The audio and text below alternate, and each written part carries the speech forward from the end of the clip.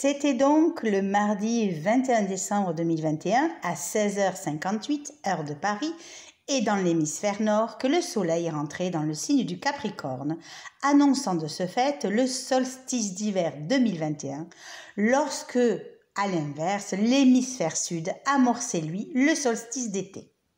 Et je ne sais pas comment vous avez vécu votre journée du 21 décembre 2021, mais de ce que j'en sais autour de moi, de ce que j'ai entendu, de ce que moi-même j'ai ressenti, il se trouve que ça a pas mal remué et que bon nombre se sont retrouvés avec soit des difficultés ou une impossibilité à faire les choses ou à les mener à terme, soit des contretemps qui ont pu générer un certain stress, soit de la nervosité, parfois de la colère ou de l'incompréhension, et même une impossibilité à dormir tellement le taux vibratoire semblait élevé, ou même faire des rêves bizarres. Eh bien, cela s'explique tout simplement parce que nous étions, mardi 21 décembre 2021, en résonance avec le portail qui s'était ouvert le 12 décembre 2012.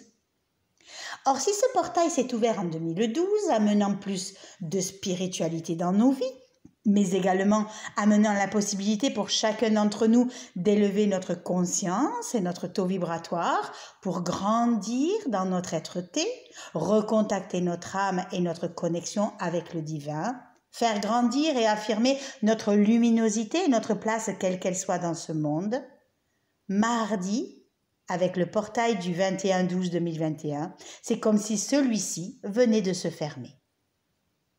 Et je pense que nous l'avons tous plus ou moins ressenti, car en se refermant, c'est comme si la fluidité avec laquelle nous faisions certaines choses avant devenait beaucoup plus complexe.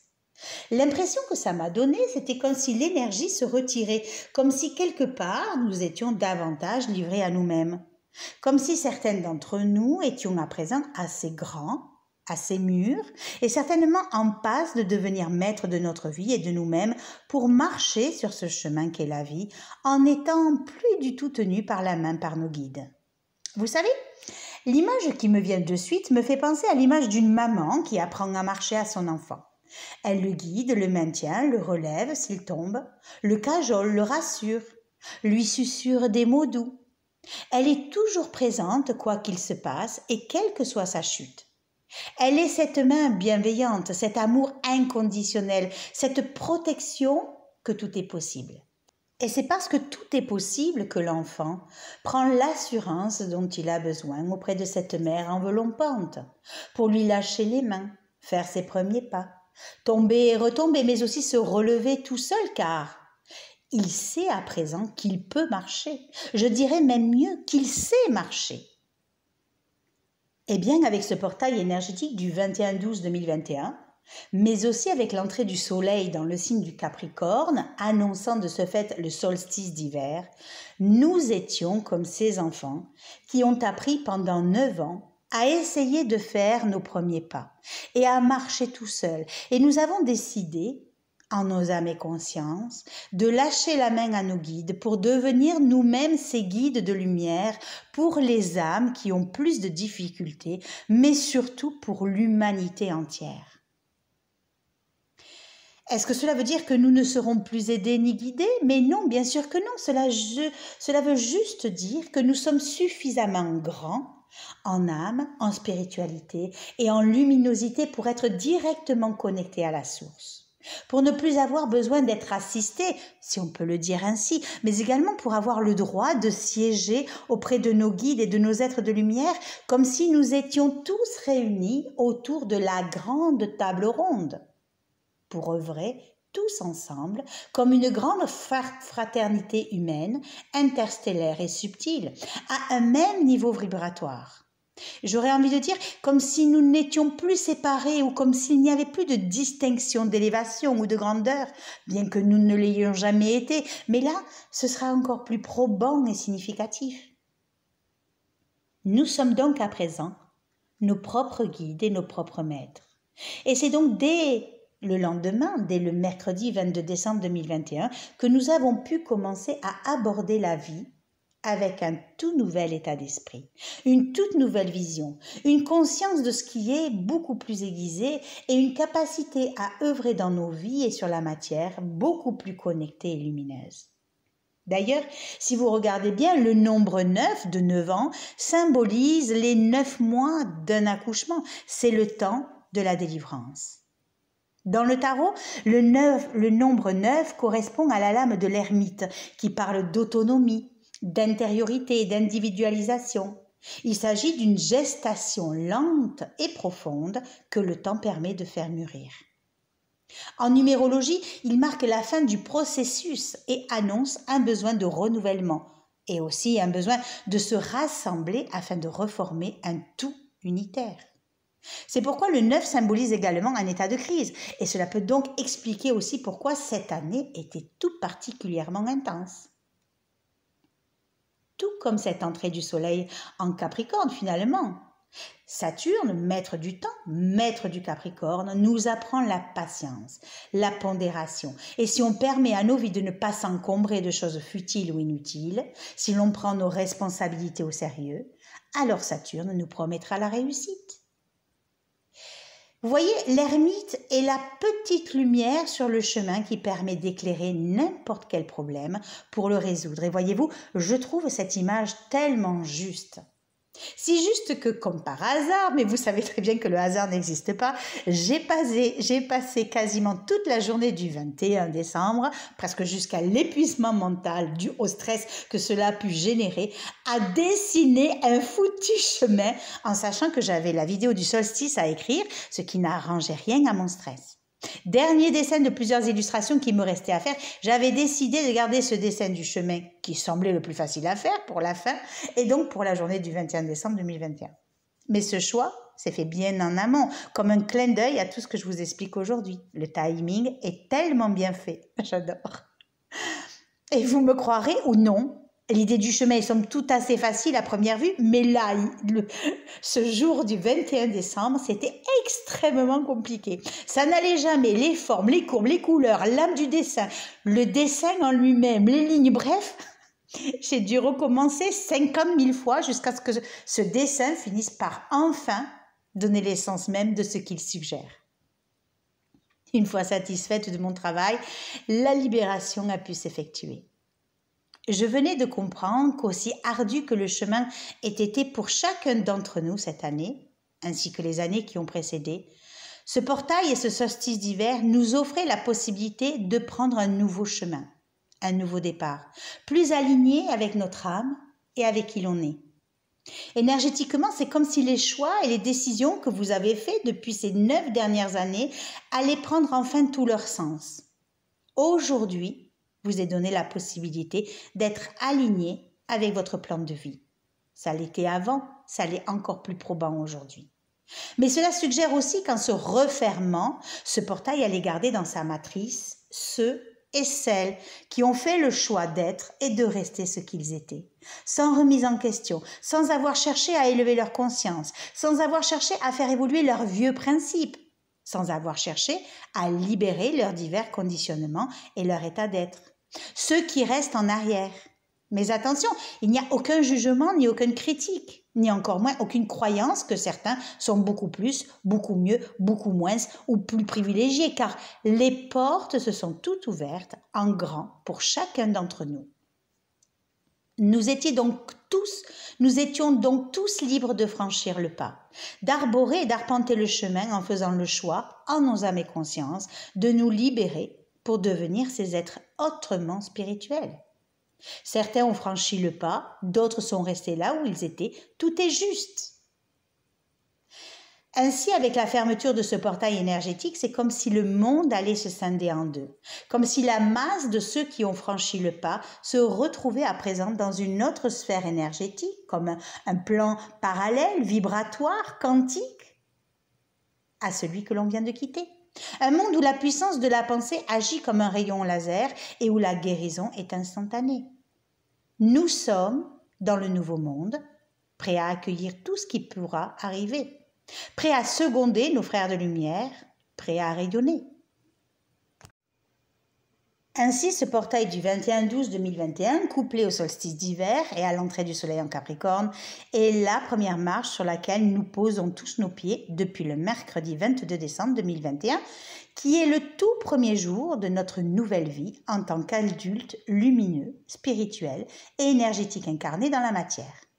Il nous appartient donc de rayonner qui nous sommes, à l'image du solstice d'hiver qui évoque, mais vous le savez bien, l'entrée dans une nouvelle saison, la nuit la plus longue de l'année qui nous met en lien avec tout ce qui est sombre, caché, et avec notre inconscient, qui indique également l'émergence et la renaissance de la lumière, qui symboliquement nous amène à comprendre que le soleil dans nos vies se lève à nouveau chaque matin, avec plein d'espoir, de belles énergies et de nombreuses perspectives.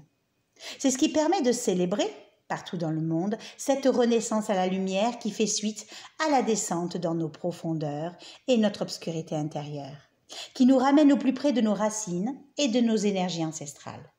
Là où réside notre obscurité, là où il nous faut prendre conscience des peurs qui nous traversent, nous accaparent ou nous guident dans la vie. Là où il nous faut faire un bilan de ces 6 derniers mois passés pour lâcher tout ce qui n'a pas fonctionné. Plonger à l'intérieur de ces souffrances, de ces blessures ou de ces peurs pour recevoir l'enseignement dont elles sont porteuses afin de les traverser. Le cœur et la conscience grande ouverte, ce qui nous permettra d'en émerger et d'accueillir ce qui arrive. Ainsi, aborder ce solstice d'hiver avec un ascendant Cancer nous promet pendant ces 3 mois, jusqu'à l'équinoxe de printemps, d'être au plus proche de nos familles, de nos ancêtres. Rien d'étonnant puisque nous sommes quand même en période de fête et que même s'il y a des restrictions dans nos rassemblements familiaux, la famille semble être quand même à l'honneur. Nos besoins, notre sensibilité, notre intimité, notre imagination peuvent être aussi sollicités.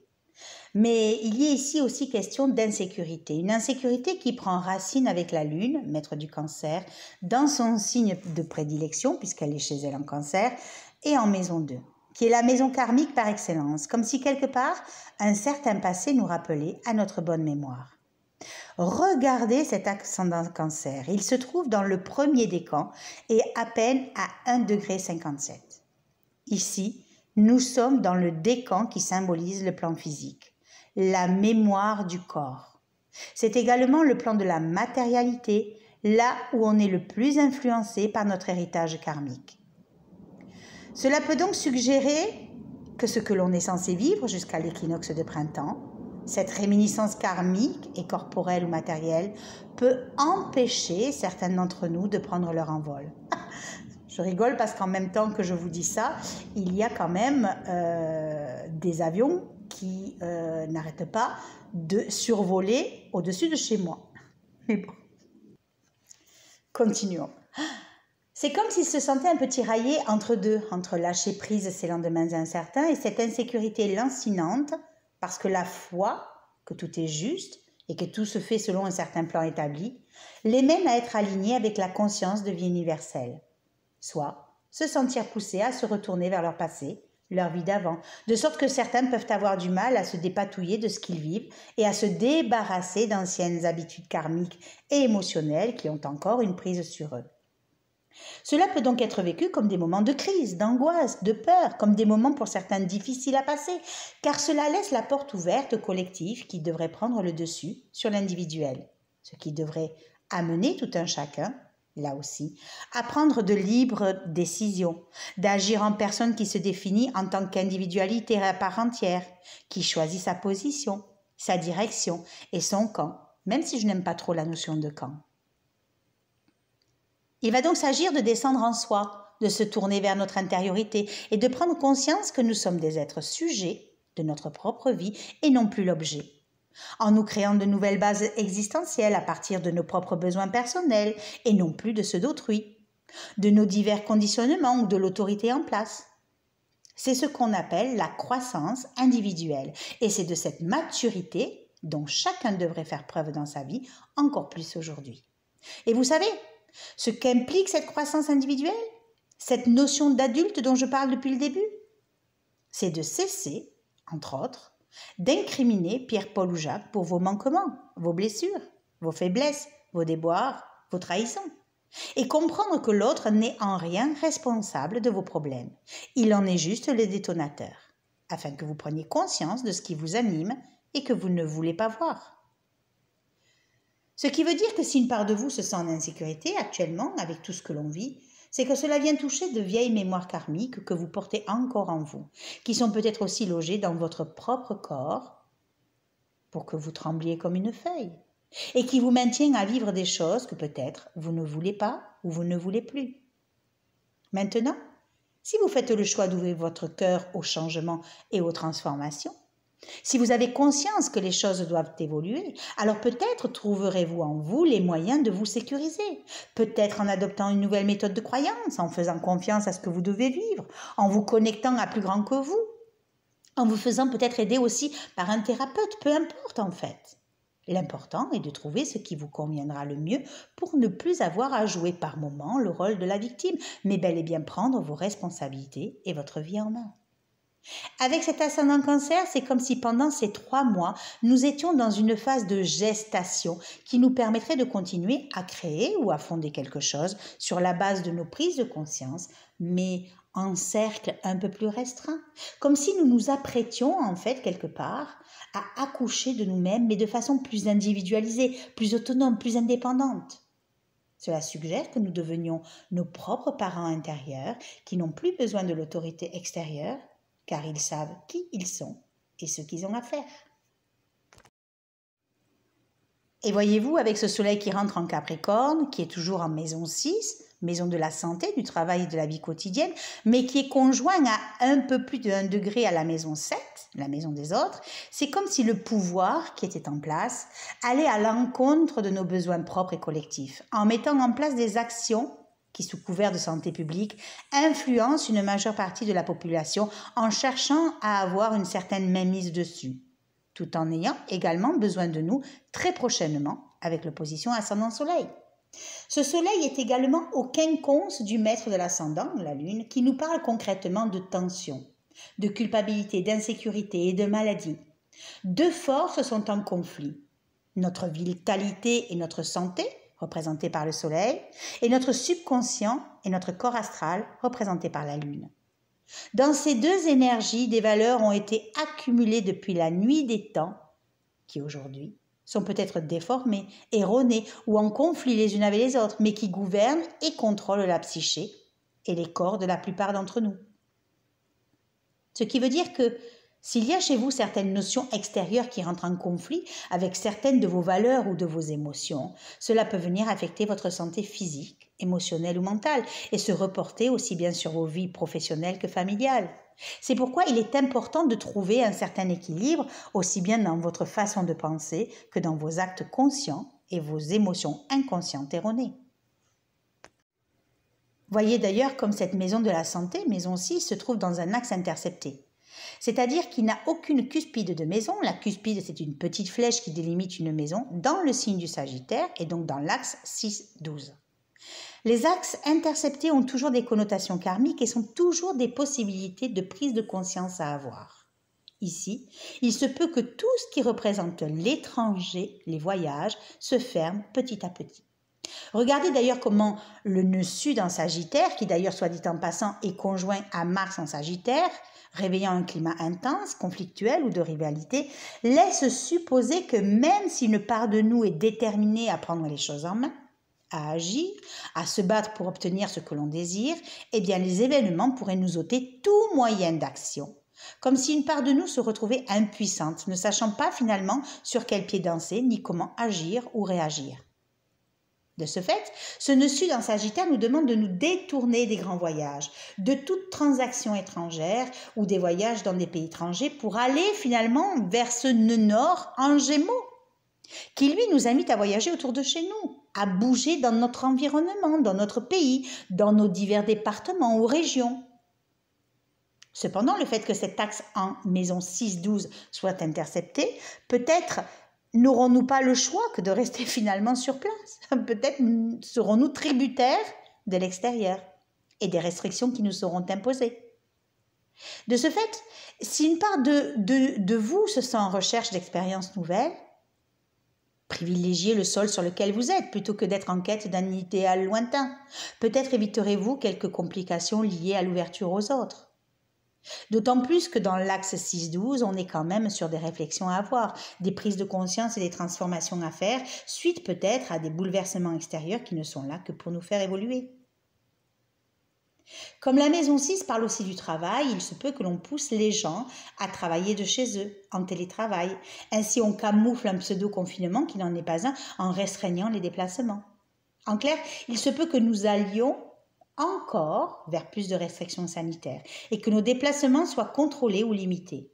Mais comme nous avons un bel aspect ascendant Jupiter en 9, il se peut que cela soit, quelque part, une sorte de protection qui nous amène à redéfinir ou à découvrir de nouvelles possibilités de déplacement ou d'exploration.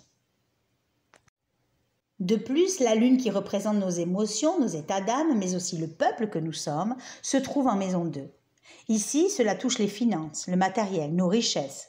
Cela nous ramène à nos dépenses ou à notre façon de gagner notre argent. Mais c'est également la maison de nos dons et de nos talents, qu'on utilise ou pas selon le degré de confiance que l'on peut s'accorder. Peut-être sera-t-il intéressant pour chacun d'entre nous de trouver la meilleure façon d'utiliser nos talents et de les faire fructifier. La Lune envoie un quinconce à Jupiter, un autre qu'on vient de voir au Soleil, une opposition à Vénus et à Pluton. Ma foi, ici il se peut qu'il soit question d'inflation, d'augmentation ou d'envolée de prix, de restrictions budgétaires, de faillites, de problèmes boursiers ou bancaires, de pertes ou de crise financière. Peut-être serons-nous amenés à vivre une épreuve avec la loi ou la religion. Peut-être aussi que le pouvoir mis en place mettra encore plus l'accent sur les non-vaccinés en les faisant culpabiliser sur leur prise de décision de ne pas vouloir franchir le pas. Tout cela, bien sûr, jouant sur les couples, les familles et les emplois. Donc, ce ne sera pas non plus le moment idéal d'investir, ni même d'entamer une nouvelle entreprise ou une nouvelle relation. D'autant plus que Vénus est rétrograde du 19 décembre 2021 au 29 janvier 2022 et qu'en plus, elle est conjointe à Pluton. Vous trouverez de toute façon en dessous de la vidéo 2 petits articles que j'ai écrits sur Vénus rétrograde et sur la conjonction Vénus-Pluton. Ainsi, il se peut que la plupart revivent des émergences d'expériences de vie passée ou de vécus négatifs qui refont surface, ce qui veut dire qu'il faudra donc essayer de les comprendre, car aussi intenses soient-elles ou aussi déplaisantes, il faudra les voir comme des fragments de karma de vie antérieure à travailler, à résoudre et à équilibrer afin de s'en libérer une bonne fois pour toutes. Attention également à tout conflit avec la famille et les proches. Mine de rien, vous le voyez, le iode ou le doigt de Dieu représenté par les 2 quinconces, Lune-Jupiter, Soleil-Lune et le sextile Soleil-Jupiter. Le iode est une figure qui apporte beaucoup de tension suite à des frustrations, créant de ce fait des insatisfactions qui appellent à déboucher sur quelque chose de différent. Toute l'énergie est donc concentrée sur la Lune et sur la maison 2, sur nos états d'être, nos états d'âme, sur notre émotionnel, notre inconscient, sur la foule et le peuple que nous sommes, mais également sur les finances, celles que l'on gagne par nous-mêmes ou que l'on dépense. Mais cela parle aussi des finances des autres, des organismes bancaires, sociaux ou de la nation.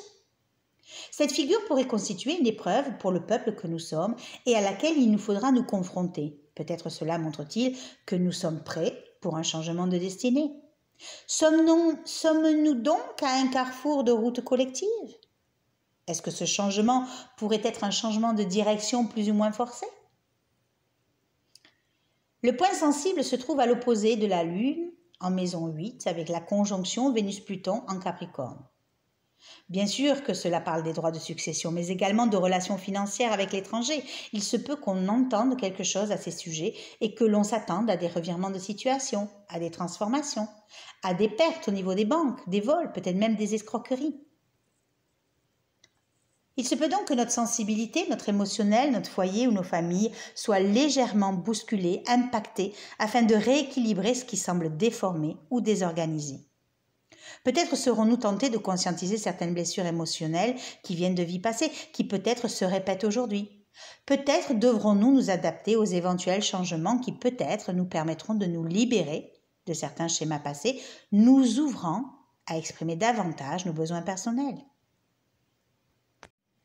Plus que jamais, le carré Saturne-Uranus se confrontera pour la 3e fois dans un carré parfait le 24 décembre 2021, marquant peut-être son passage avec une obligation de passe vaccinal qui pourrait pousser la plupart d'entre nous à se faire vacciner. Nous sommes donc tiraillés ici entre peur, contrainte, abus de pouvoir et privation de nos libertés individuelles. Le carré Saturne-Uranus remplit donc bien son rôle qui est de nous amener à de vrais changements et à de vraies transformations. Saturne en maison 9 limite donc nos déplacements et en bon aspect à Mars nous permet au moins de canaliser notre énergie afin de maintenir le cap et l'endurance dont chacun aura besoin pour accomplir les buts que chacun s'est fixés. Attention toutefois aux excès de comportement, à l'impulsivité ou aux colères, car la dissonance Mars-Jupiter montre un réel décalage entre nos désirs et ce qu'il est possible de faire. N'hésitons pas finalement à nous appuyer sur 2 beaux trigones, Lune-Neptune et Mercure-Uranus, car le premier nous permet de nous connecter à nos intuitions, pour avancer et pour cheminer pendant ces 3 mois, mais surtout pour sentir ce qui est bon et juste pour chacun d'entre nous. De sorte que si vous sentez une vérité comme ne faisant pas partie de votre propre vérité, écoutez-vous, plutôt que de céder votre pouvoir en faveur d'une vérité qui ne vous correspond pas. Mais surtout, cet aspect permet de réveiller des parts de vous endormies, en vous permettant de vous connecter à plus grand que vous, tout en élevant vos perceptions.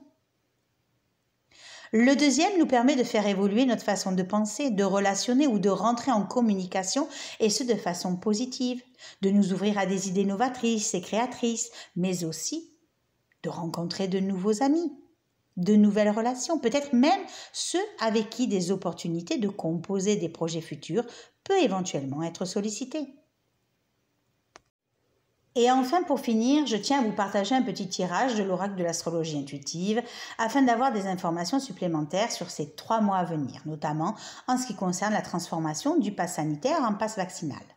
Il peut être alors intéressant de demander si la loi en janvier va réellement passer et si oui, comment allons-nous pouvoir vivre le mieux possible en accord avec nos idéaux profonds.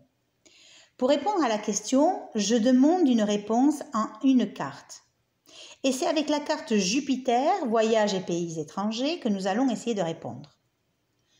Jupiter représente l'expansion, la réussite et l'épanouissement, mais par rapport à la question posée, il représente également la loi ainsi que tout ce qui a un rapport avec la législation ou la légalisation.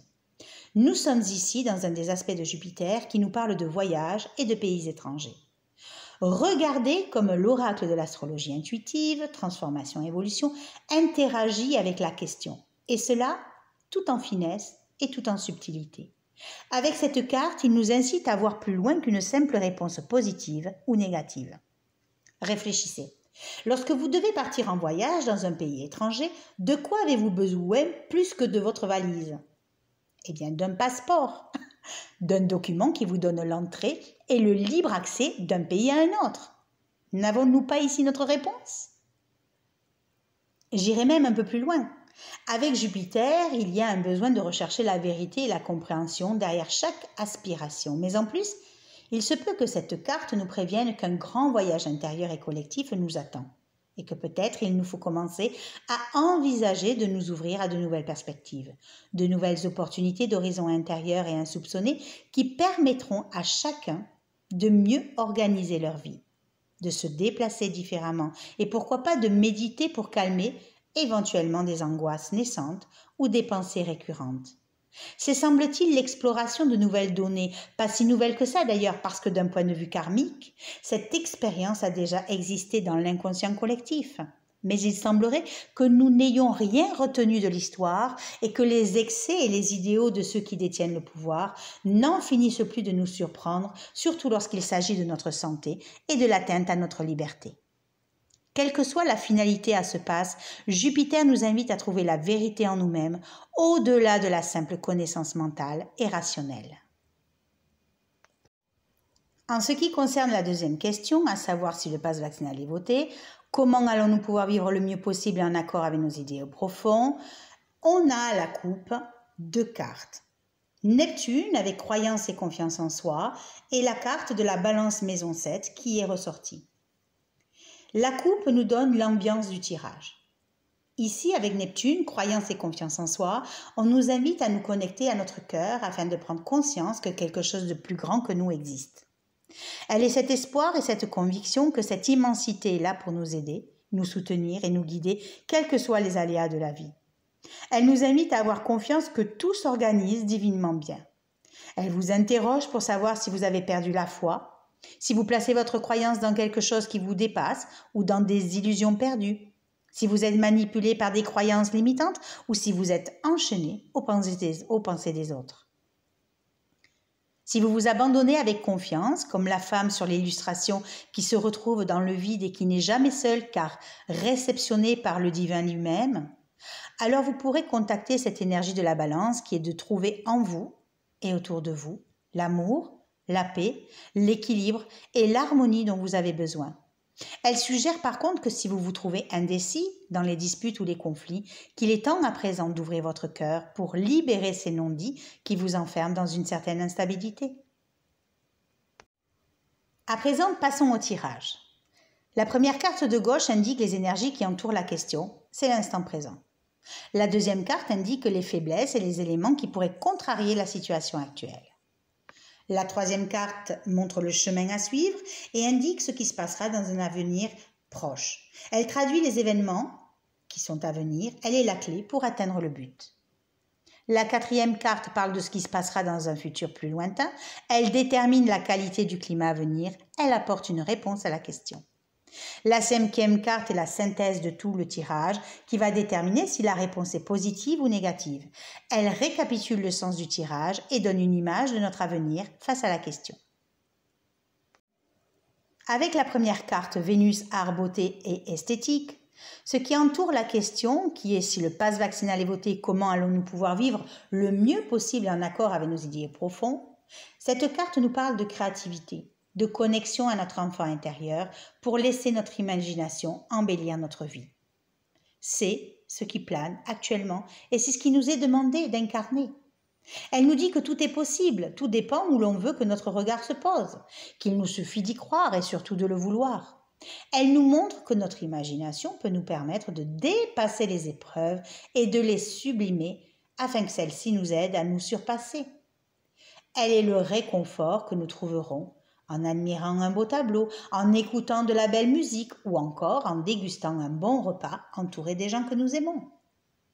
Elle nous demande de mettre de la magie dans notre vie, en y apportant nous-mêmes du beau et du bon, d'exprimer aussi ce qui se manifeste en nous, d'exploiter nos talents ou de coopérer avec ce qui nous traverse.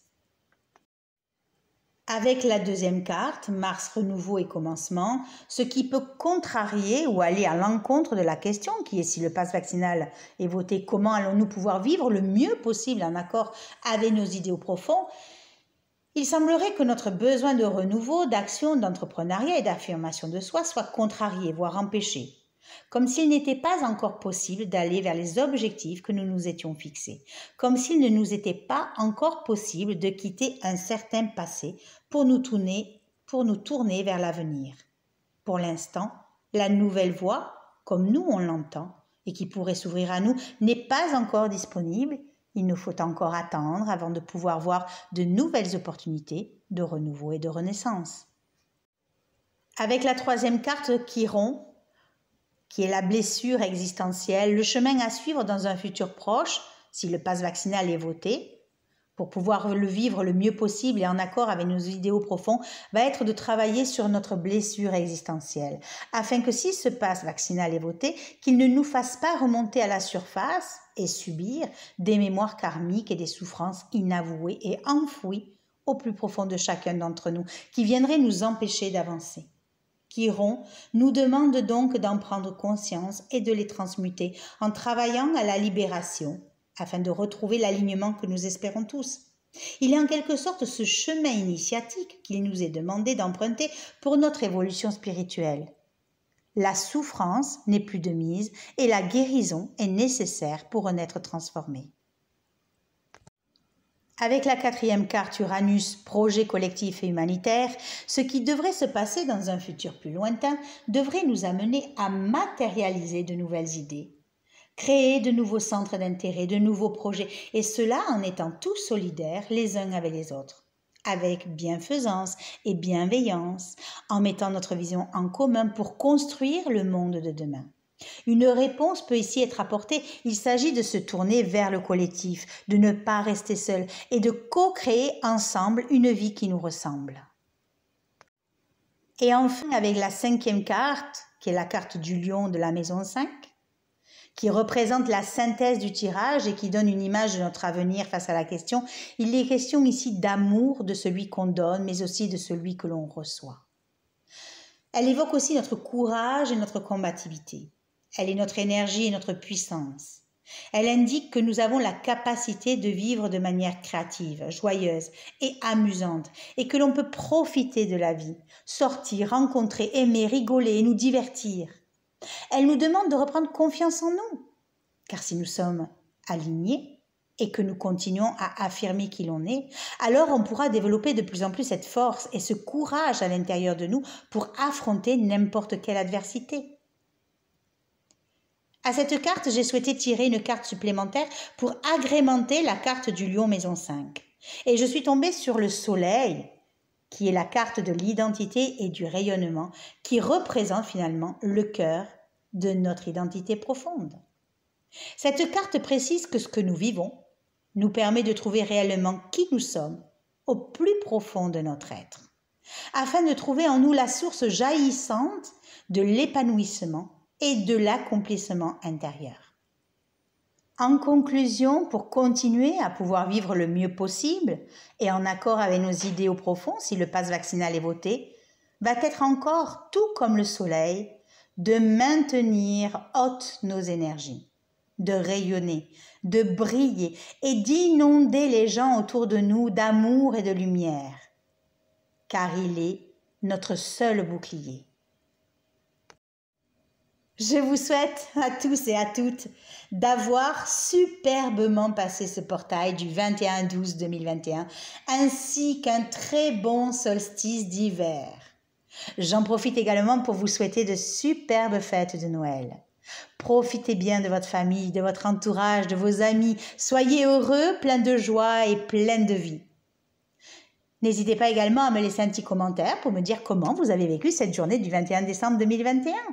N'oubliez pas également de jeter un œil sur le site de Ressourcea. Vous y trouverez des cartes cadeaux, des analyses astrologiques, des lectures d'âme, l'agenda astro-oracle, les créations graphiques, l'oracle de l'astrologie intuitive qui n'est toujours pas arrivé. Il est en route, il a dû se perdre, je ne sais pas. Il va arriver. On l'espère tous chaudement. Vous trouverez également des nouveautés, il y en a pour tous les goûts et ce sont de très bonnes idées de cadeaux. Et puis si vous avez aimé cette vidéo et si vous appréciez mon travail, n'oubliez pas de liker, de partager, de vous abonner à la chaîne si ce n'est pas déjà fait en activant la petite clochette en haut pour ne rien rater des nouveautés. Je vous remercie pour votre confiance, pour votre intérêt pour mes capsules astrologiques, pour vos likes, vos partages et vos commentaires. Et moi, je vous dis à très bientôt.